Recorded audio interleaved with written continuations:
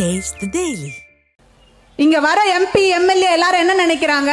வந்தனா சம்பாதிக்கலாம், நான் வளரலாம், என் குடும்பம் வளரலாம், என்னை சார்ந்திருந்தவர்கள் வளரலாம். ஆனா வீரப்பன் மகளாகிய நான் வருகிறேன். அரசியல் என்பது நான் வளர்வதல்ல, என் குடும்பம் வளர்வதல்ல, என்னை சார்ந்திருந்தவர்கள் வளர்வதல்ல, சமுதாயம் வளர்வது.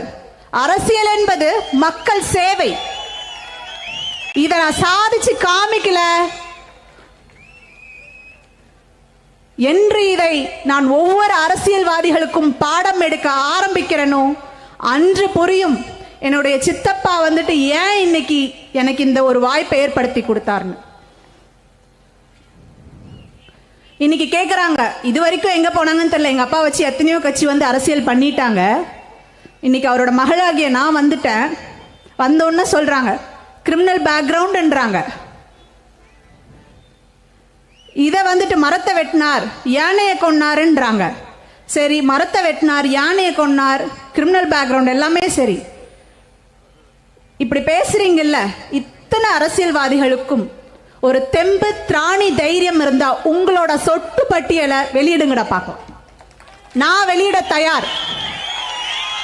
இதிலே தெரியலையா என் தந்தையின் வாழ்க்கை எவ்வளவு ஒரு நேர்மையான ஒரு வாழ்க்கை, எப்படி மக்களுக்கு அவர் போன பாதை தடமாறி இருக்கலாம், தடமாற்றப்பட்டு இருக்கலாம், ஆனால் அவர் கடைசி மூச்சு வரைக்கும் தான் எடுத்த கொள்கைக்கும் தான் மக்களுக்கு நிற்க வேண்டும், மக்களுக்கு அரணாக நிற்க வேண்டும் என்ற எண்ணத்தில் சாகும் வரை அதை கடைபிடித்து வாழ்ந்த ஒரு உயர் தெய்வம் அவர்.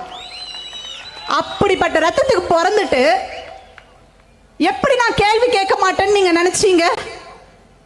உங்களோட எல்லா தப்பும், நீங்க பண்ற அத்தனை அயோக்கியத்தனத்தையும் குழந்தையிலிருந்து நானும் பார்த்துக்கிட்டே தாண்டா வரேன்.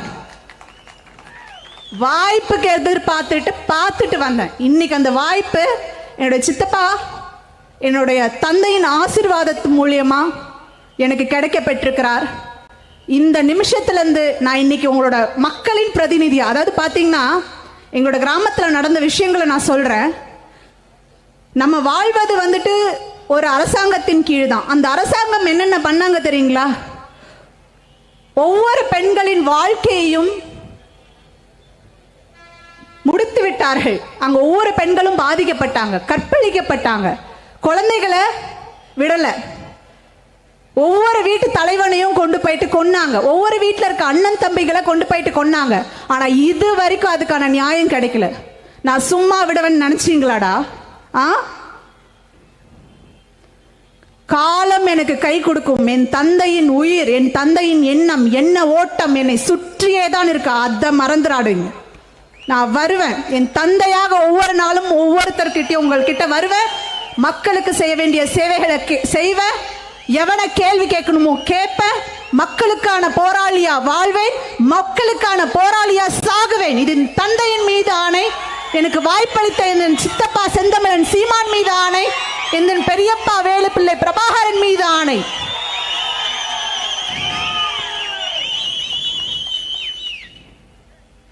இதற்கும் மேல் நீங்க யோசிச்சுக்கோங்க. எனக்கு வந்து மைக்கு சின்னத்துல ஓட்டு போடணுமா வேண்டாமான்றத நீங்களே முடிவு பண்ணிக்கோங்க. என்னைக்கா இருந்தாலும் வீரம் பெற்ற பெண்ணாகிய நான் கோழை ஆக மாட்டேன் மக்களே. அதற்கு சான்றாக நான் வாழ்ந்து காமிப்பேன். இங்க உள்ள ஒவ்வொரு மக்களின் வாழ்க்கையை வென்றெடுத்து அவர்களின் கஷ்டங்கள் கவலைகளை எல்லாம் போக்கி உங்களின் மகளாக, உங்கள் வீட்டு பிள்ளையாக, உங்களின் தங்கையாக உங்க கூட துணை நின்று உங்களுக்கு சேவை ஆற்றுவதே என் வாழ்க்கையின் முழு நோக்கமாக எடுத்துட்டு இங்க வந்து நான் நின்றுட்டு இருக்கேன். இது யாராலையும் தடுக்க முடியாது.